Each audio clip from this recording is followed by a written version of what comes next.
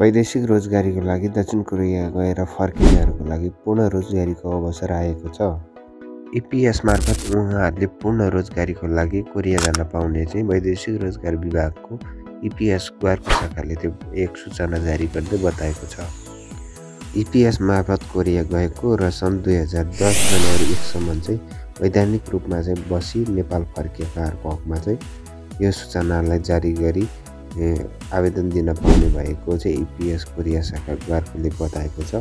यस्ता कामदारले कोरियाको उत्पादन तथा कृषि तथा पशुपालन क्षेत्रमा चाहिँ काम गर्न पाउनेछन् भनेदेखि यसको लागि चाहिँ आवेदन फार्म भरेर चाहिँ बुझाउनु पर्ने हुन्छ।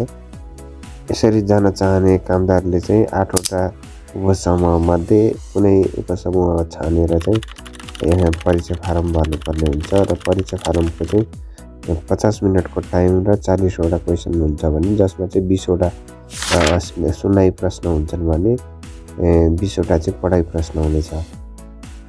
आवेदन फारम चैत 17 देखि सुरु भएर 19 सम्म हुनेछ भनेदेखि परीक्षाको मितिको तालिका चाहिँ जेठको 12 गते प्रकाशन गरेको छ भने परीक्षा सञ्चालन चाहिँ जेठ 18 देखि 20 सम्म गरिनेछ।